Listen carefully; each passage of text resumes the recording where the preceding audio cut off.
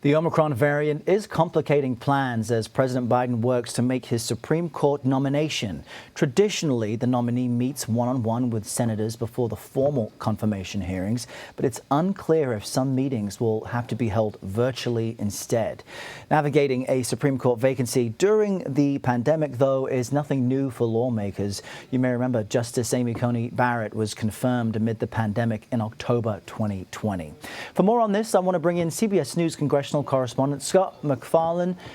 Scott, what are the plans then to keep this tradition intact as possible while trying to keep everyone as safe as possible for the confirmation hearings? Yeah, Errol, this is a building and an institution steeped in tradition. This just happens to be one of the more frequent traditions for a Supreme Court nominee to come up here to try to get confirmed. That Supreme Court nominee traditionally meets with each of the U.S. senators, walks to their offices, sits down, answers questions, and tries to ingratiate him or herself with the senators. That obviously is a difficult feat amid the Omicron wave. This complex has been teeming with COVID cases in recent weeks. The House Majority Leader has a breakthrough case. Several senators and House members recently have reported breakthrough cases. And to be clear, there's a political divide in some parts of this complex over whether to wear a mask during meetings or in hearing rooms or on the Senate or House floors. So, with that as the backdrop, they're going to figure out a way to have these meetings. The Senate Judiciary Chairman, Dick Durbin of Illinois, tells me they haven't decided either way yet, but that there would be some virtue to virtual meetings between the nominee and the senators. Things could move efficiently, and of course it would be safer. Then you have Republican Senator Ted Cruz telling me it would be, quote, ridiculous to have virtual meetings 2 years into the pandemic, and that any effort to stage remote or Zoom meetings would be, in his words, an effort to hide the nominee.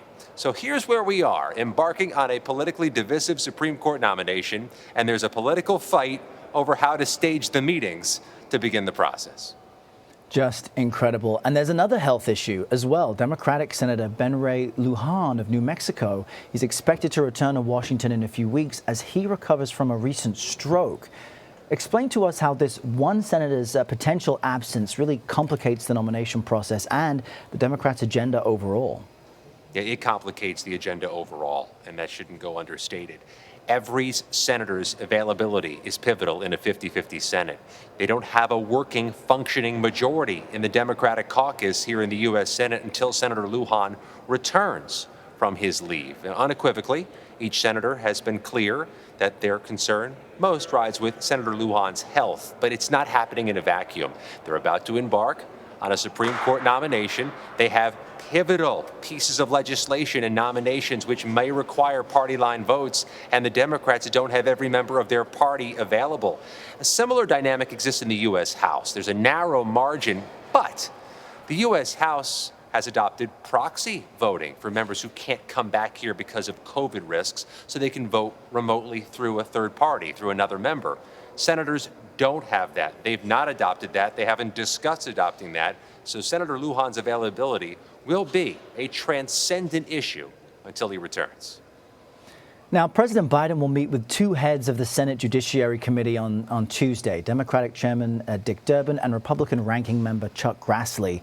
He wants to hear their advice. And it's interesting because President Biden campaigned on being a former old creature of the Senate, although I don't know that he used those words, and that he could use that to get things done. What do we know about what he will hear from these senators and how he expects to move through this nomination process? This morning when President Biden was in this building for the prayer breakfast, we asked him when he expects to begin interviews with possible nominees, and he told CBS News by the end of this month. So there's a timetable, there's at least some goalposts to work through. Meeting with the judiciary, top Democrat and top Republican, is pivotal. Obviously, they would shepherd through the hearings. They would shepherd through the nomination. On behalf of the Democrats, the chairman. On behalf of the Republicans, the ranking member, Senator Grassley from Iowa. That said, to our previous question, if President Biden were to secure at least one Republican vote for whoever he nominates, that makes Senator Lujan's absence less of a problem, less of a pivotal issue. It could smooth things out and make the margin for error a little wider than it is now. And you're looking at some of the names CBS News has reported are under consideration. We've asked Republican senators of the names they've seen, anybody they can support. Senator Cruz of Texas, Senator Kennedy of Louisiana, begged off answering that, saying they're not going to comment on the possibilities until there is a nominee from President Biden. Well, we'll see what happens as things move forward. Scott MacFarlane, thank you very much.